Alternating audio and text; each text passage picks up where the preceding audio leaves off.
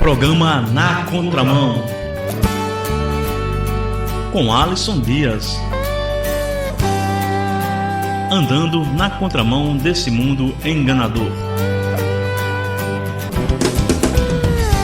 Eu ando na contramão do mundo. Eu fujo de toda tentação, pra não pecar contra ti e não magoar o teu coração. Boa tarde, ouvintes da Kadosh Web Rádio. Está no ar mais um programa Na Contramão. Eu sou o Alisson Dias, aqui do interior do estado de São Paulo, e tenho grande prazer, grande alegria em estar aqui para apresentar mais um programa Na Contramão. Para você que vem acompanhando o programa, você já sabe, estamos estudando o Evangelho de João, assunto por assunto, e hoje nós vamos iniciar o capítulo 12 do Evangelho de João, e espero ainda essa semana concluir o capítulo 12 inteiro, e semana que vem estudaremos o capítulo 13. E hoje, como nós já estudamos, Jesus ele sai de Jerusalém, ele vai pregar em Samaria, vai pela Judéia, volta a Jerusalém, de novo é perseguido por ter curado o cego de nascença, e agora Jesus volta novamente. E essa é a última volta de Jesus para a Judéia. É a última vez que Jesus vai voltar para Jerusalém.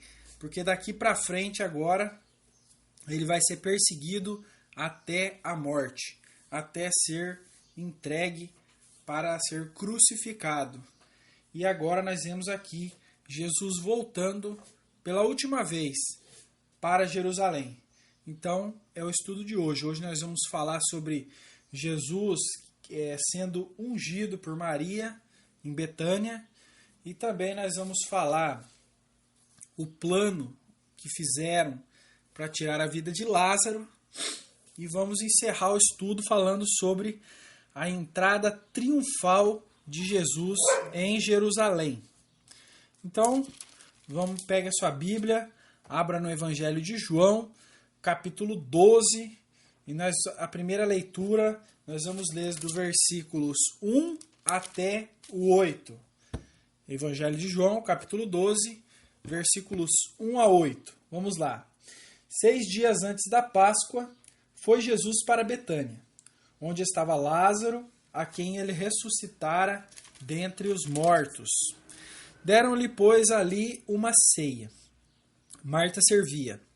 Sendo Lázaro um dos que estavam com ele à mesa, então Maria, tomando uma libra de bálsamo de nardo puro, muito precioso, ungiu os pés de Jesus e os enxugou com os seus cabelos, e encheu-se toda a casa com o perfume do bálsamo.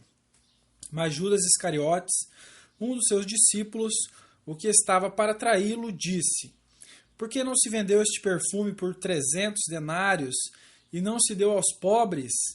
Isto disse ele, não porque tivesse cuidado dos pobres, mas porque era ladrão e, tendo a bolsa, tirava o que nela se lançava. Jesus, entretanto, disse: Deixe-a, que ela guarde isto para o dia que me embalsamarem, porque os pobres sempre o tendes convosco, mas a mim nem sempre me tendes. E uma coisa interessante, uma coisa importante que nós vamos aprender hoje é que a Bíblia não é formada de pequenas partes. A Bíblia é um todo e ela tem que ser estudada como um todo. E hoje nós vamos usar esse método. Nós vamos pegar várias passagens bíblicas para dar sentido àquilo que estamos estudando. Eu vejo hoje aí muitos pregadores, muitos teólogos que gostam de pegar apenas um versículo, apenas uma pequena passagem da Bíblia para apoiar suas ideias. E com isso tem enganado muitas pessoas. Mas o verdadeiro estudante da Bíblia, o verdadeiro amante da palavra de Deus, ele vai buscar em toda a Escritura, na mensagem geral, o seu verdadeiro entendimento. E hoje nós estamos falando aqui de Jesus em Betânia. Jesus estava voltando para a Judéia. Estava voltando agora para Jerusalém para a festa da Páscoa, para a comemoração da Páscoa, Páscoa judaica. e essa é a última volta de Jesus para Jerusalém. Ali ele já volta para se entregar pelos nossos pecados. E 6 dias antes da Páscoa, uma semana antes, né, ele vai para Betânia e vai lá onde estava Lázaro. Lázaro, como nós estudamos nos últimos estudos agora, nós vimos a ressurreição de Lázaro. Nós dedicamos dois estudos para isso, para falar sobre a ressurreição de Lázaro, né? E agora Jesus se encontra novamente com ele. E eles oferecem um jantar para Jesus, uma ceia, um banquete ali para Jesus. E Marta, como sempre, como nós estudamos, como nós vimos, Marta é uma crente que está sempre no trabalho, sempre no serviço, né? Em todas as vezes que a gente encontra a Marta, ela está sempre no serviço. Falamos a semana retrasada, né, que enquanto Maria foi receber Jesus no caminho, enquanto Jesus vinha para ressuscitar Lázaro, Marta estava no trabalho. Em Lucas, no capítulo 10, versículo 38, Lucas 10, 38, nós vemos aí a clareza da personalidade de Marta e Maria, né? Lucas 10, 38 diz assim: indo eles de caminho, entrou Jesus num povoado, e certa mulher chamada Marta hospedou-o na sua casa. Tinha ela uma irmã chamada Maria, e esta quedava-se assentada aos pés do Senhor, a ouvir-lhes os ensinamentos. Marta agitava-se de um lado para o outro, ocupada em muitos serviços. Então se aproximou Jesus e disse: Senhor, não te importa que minha irmã tenha deixado que eu fique a servir sozinha? Ordena-lhe, pois, que venha ajudar-me. Respondeu-lhe o Senhor: Marta, Marta, andas inquieta e te preocupas com muitas coisas. Entretanto, pouco é necessário, ou mesmo uma só coisa. Maria, pois, escolheu a boa parte, e esta não lhe será tirada. Então nós vemos que essa personalidade de Marta e Maria, duas irmãs, uma é do trabalho, a outra é mais da adoração, mais de estar aos pés de Jesus, mais de servi-los. Isso não faz uma melhor do que a outra, mas a melhor parte, com certeza, é adorar ao Senhor. A melhor parte é prestar sua homenagem, a sua gratidão, seu agradecimento por tudo que Ele fez por nós. E aqui nesse jantar não foi diferente. Não foi diferente. Foi como esperado, né? Vamos ler de novo. Deram-lhe, pois, ali uma ceia. Marta servia, sendo Lázaro um dos que estavam com ele à mesa. Então Maria, tomando uma libra de bálsamo de nardo puro, muito precioso, ungiu os pés de Jesus e os enxugou com seus cabelos. E encheu-se toda a casa com o perfume do bálsamo. E Maria, ela pega um vidro de perfume de bálsamo caríssimo. Caríssimo. Nos outros evangelhos você vai encontrar o valor deste perfume. Por isso que nós estamos falando hoje. Você tem que estudar a Bíblia como um todo e não só em poucas partes. Você vai ver que o preço desse perfume, né, desse óleo perfumado, custava 300 denários. 300 denários, naquela época, era o valor de um ano de trabalho. Pense, um ano de trabalho seu, quanto custa? É bastante dinheiro, né? Para você é bastante dinheiro, né? E para aquele que ganha bastante, um ano de trabalho dele também é. Um ano de trabalho é muito dinheiro, né? Seja qual for a camada social em que você viva. É muito dinheiro, né? E nós vemos aqui João falando, né? Mas Judas Iscariotes, um dos seus discípulos, que estava para traí-lo, disse: por que não se vendeu este perfume por 300 denários e não se deu aos pobres? Isto disse ele, não porque tivesse cuidado dos pobres, mas porque era ladrão e, tendo a bolsa, tirava o que nela se lançava. Então aqui nós vemos a personalidade maligna de Judas, que também não muda. Desde o começo era um ladrão, desde o começo era um traidor, e assim permaneceu, e assim continuou, né? Entre Marta e Maria, nas suas personalidades, apesar das diferenças entre as duas escolheram servir ao Senhor. As duas escolheram. Uma escolheu adorar a seus pés, a outra escolheu trabalhar para Jesus, mas as duas estavam com ele. Já Judas, ele escolheu trair, já Judas escolheu andar distante. E aqui na visão de João, ele fala que apenas um dos discípulos que o traiu. Dos 12, apenas Judas que se importou, que achou ruim de quebrar aquele perfume, né? Ela quebrou o vidro, não dava mais para ser reaproveitado, tinha que ser usado todo de uma vez, né? E apenas ele que se doeu por ter visto aquele dinheiro ali. Já na visão de outros evangelhos, tem o mesmo sentido, mas é esclarecido aí alguns detalhes que não são contados aqui. E agora nós vamos ver na visão de Mateus, né?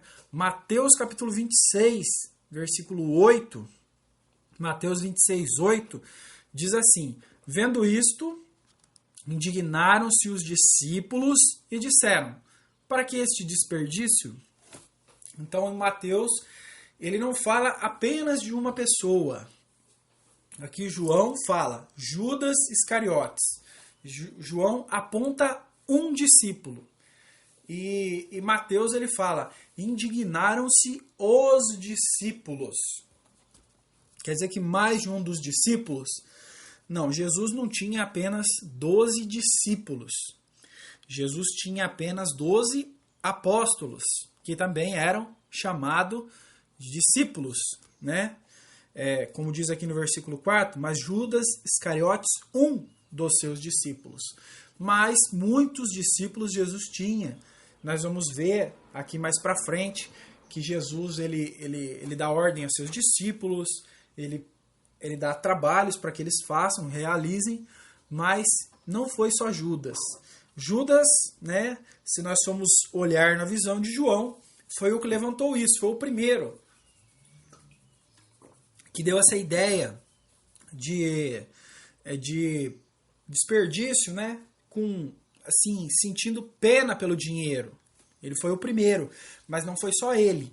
Mas entre os apóstolos foi o único, mas levou outros discípulos com ele a ter essa ganância também pelo dinheiro, que foi o caso também de Lúcifer, né? Lúcifer se rebelou contra Deus e levou com ele também a terça parte dos anjos do céu. E também tem a visão de Marcos sobre isso, sobre esse assunto. Apenas Lucas não conta essa passagem de Jesus ungido por Maria. Apenas Lucas. Lucas não foi apóstolo. Ele foi um companheiro de viagem do apóstolo Paulo. E Paulo também não esteve nesse acontecimento. Talvez essa é a explicação por apenas Lucas não ter contado essa história. E vamos ver agora na visão de Marcos. Indignaram-se alguns, Marcos, capítulo 14, versículo 4. Indignaram-se alguns entre si e disseram: por que este desperdício de bálsamo? Então João, ele aponta uma pessoa, Judas. Mateus, ele aponta discípulos, né? Seguidores fiéis de Jesus, aqueles seguidores que seguiam publicamente, né? E já Marcos, ele diz: indignaram-se alguns entre si. Então, Judas contamina os discípulos, os seguidores de Jesus. E os seguidores de Jesus contaminam outras pessoas. Então, muitas pessoas ali já ficaram indignados e enciumados por ter se quebrado tanto um perfume, né, de tão alto valor. Então nós vemos que a ganância de Judas, ela contaminou muitas pessoas. É por isso que o pecado tem que ser combatido. É por isso que o pecado ele tem que ser destruído. Porque o pecado de um contamina vários. E ele vai passando e ele vai fazendo grande estrago. Se você tem um pecado que você sabe que você comete, que faz mal a você, vai fazer mal também a outras pessoas, é preciso deixar. A sua consciência te acusa. Você sabe onde tem errado. Então você precisa abandonar. Seja crente, seja já um crente seguidor de Jesus a longa data, seja um crente novo, ou você que conheceu Jesus hoje. Seja quem for, o pecado precisa ser deixado, o pecado precisa ser abandonado, o pecado não pode ser domesticado. Porque além de fazer mal a você próprio, ele pode fazer mal a muitas pessoas. E o pecado aqui foi esse, a ganância pelo dinheiro. Dizem que o dinheiro é a raiz de todos os males, né? Não, o dinheiro não é a raiz de todos os males. O amor ao dinheiro é que é a raiz de todos os males e gerou todo esse mal que nós estudamos passando pelos evangelhos, e nós entendemos que João fala Judas, Mateus os discípulos e Marcos alguns. Nós vemos o pecado indo se espalhando e você precisa abandonar, né? E no versículo 7 e 8 do Evangelho de João, Jesus, entretanto, disse: Deixe-a, que ela guarde isto para o dia em que me embalsamarem, porque os pobres sempre os tende convosco, mas a mim nem sempre me tendes.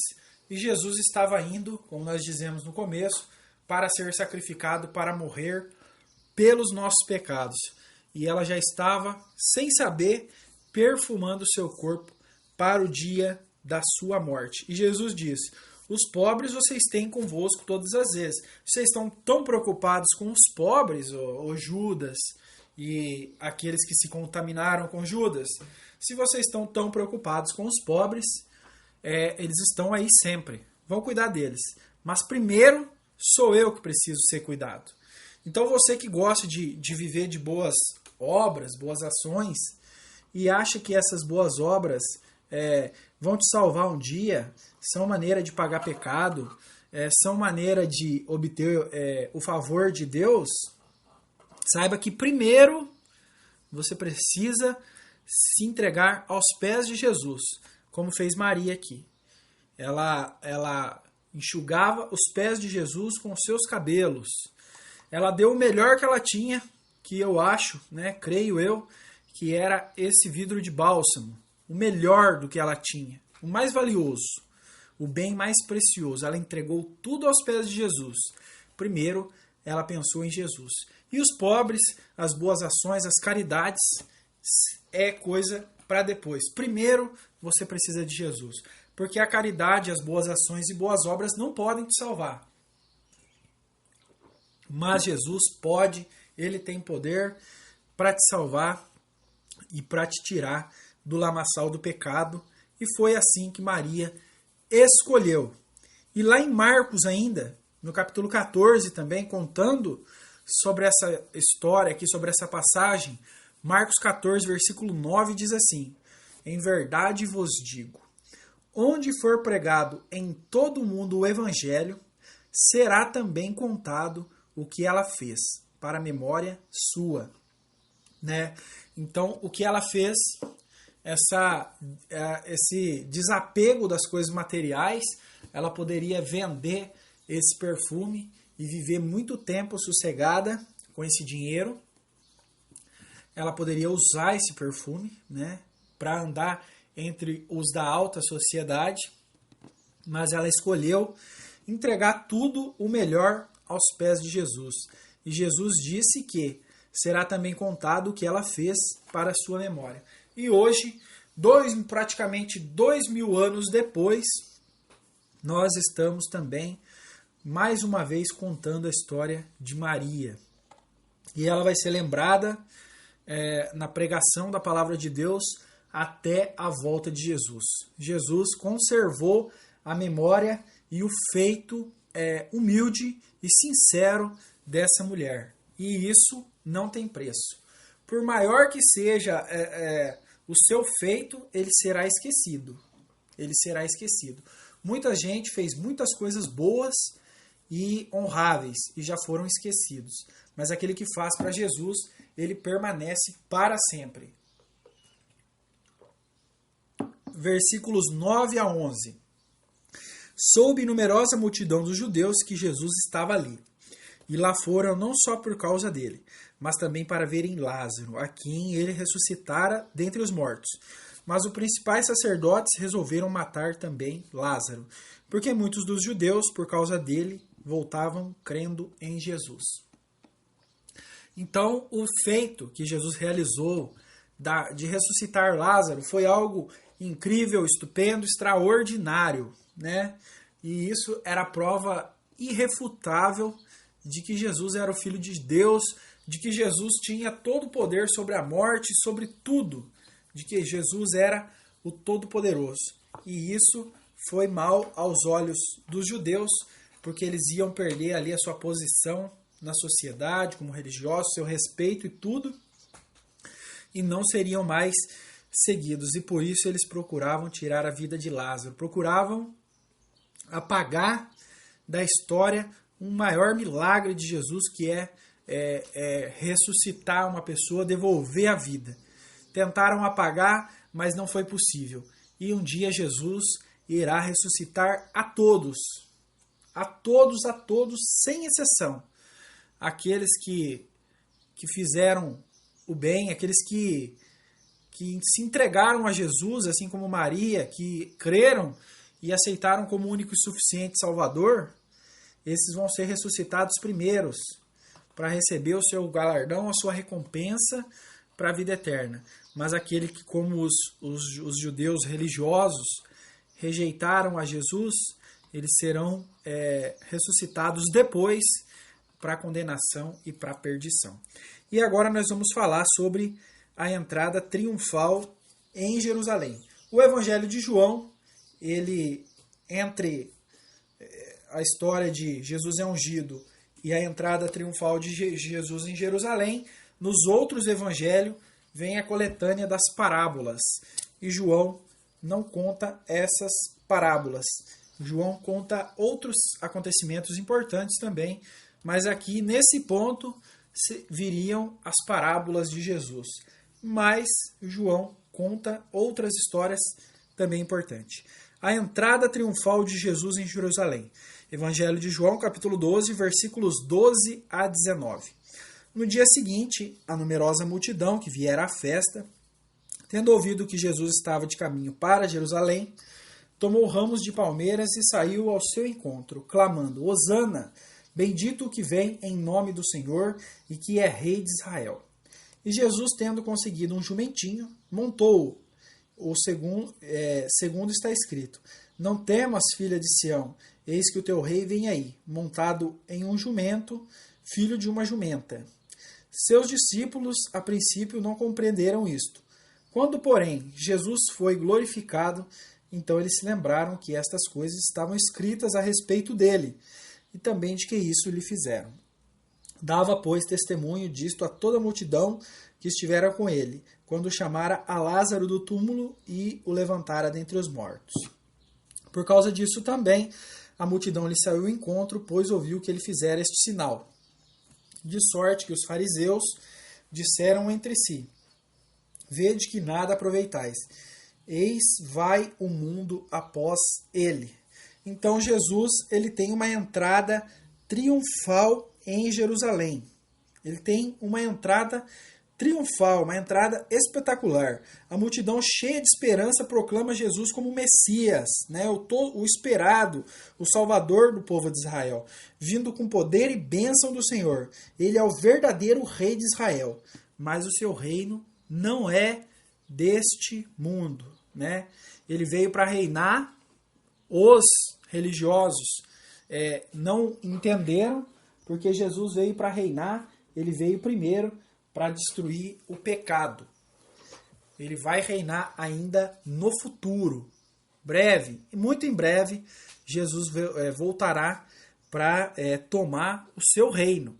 Mas desta vez ele veio para quê? Para morrer, para se entregar. Mas aqui, nesse acontecimento, essa entrada de Jesus montado num jumentinho, entrando pela rua principal de Jerusalém, ele estava cumprindo uma profecia que está lá em Zacarias, no capítulo 9, no versículo 9.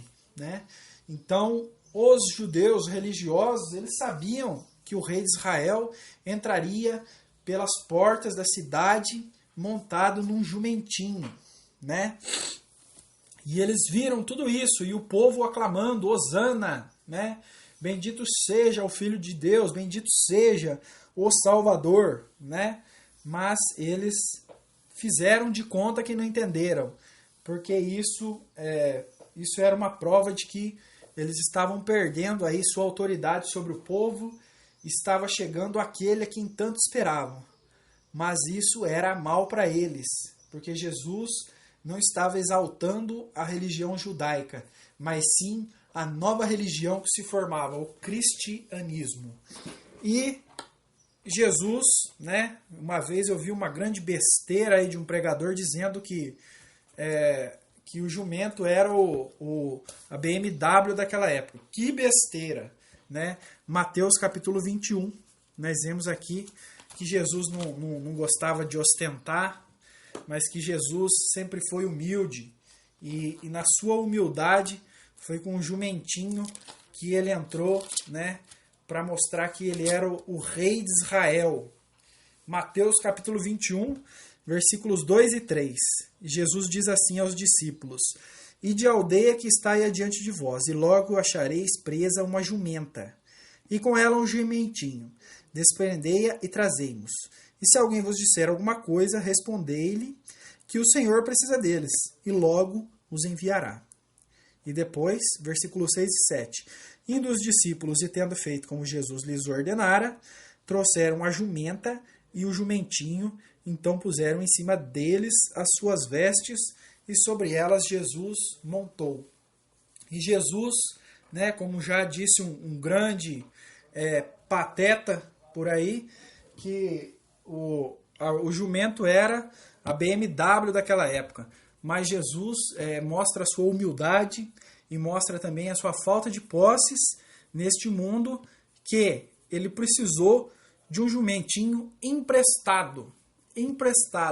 E esse jumentinho que ele pediu emprestado para poder entrar na entrada principal de Jerusalém, ele, além de emprestar do dono do jumentinho, né, ele ainda, esse jumentinho estava com a jumenta. E Jesus, ele não separou o jumentinho da sua mãe. Pelo contrário, ele respeitou, né, esse vínculo que os animais têm. Quando o animal é filhote, ele não gosta de ser separado da mãe. E Jesus também, ele traz o jumento e a jumentinha junto, né? Naquelas ilustrações de Jesus entrando montado no jumentinho, pouquíssimos, ou talvez ninguém, colocou a jumenta também junto, e Jesus não os separou. Que maravilha! E até as pedras clamarão. E eles ficaram irritados, porque o povo exaltou Jesus, chamou ele de rei, e glorificaram o seu nome, e os religiosos eles ficaram enciumados. Lucas também conta essa história. E essa história da entrada triunfal de Jesus em Jerusalém, ela é contada nos 4 evangelhos. Lucas, capítulo 19, 37 a 40. E quando se aproximava da descida do Monte das Oliveiras, a multidão dos discípulos passou jubilosa a louvar a Deus em alta voz por todos os milagres que tinham visto, dizendo: Bendito é o Rei que vem em nome do Senhor, paz no céu e glória nas maiores alturas. Ora, alguns dos fariseus lhe disseram em meio à multidão: Mestre, repreende os teus discípulos. Mas ele lhes respondeu: Asseguro-vos que, se eles calarem, as próprias pedras clamarão. E Jesus mostra que ele é o rei, Jesus mostra que ele é o todo-poderoso, humilde, montado num jumentinho, emprestado, assim também como seu nascimento, numa manjedoura também, num lugar alugado. Jesus foi humilde para enriquecer nós pobres. E o povo reconheceu que esse humilde e pobre era o tão esperado rei de Israel, o tão esperado salvador da humanidade.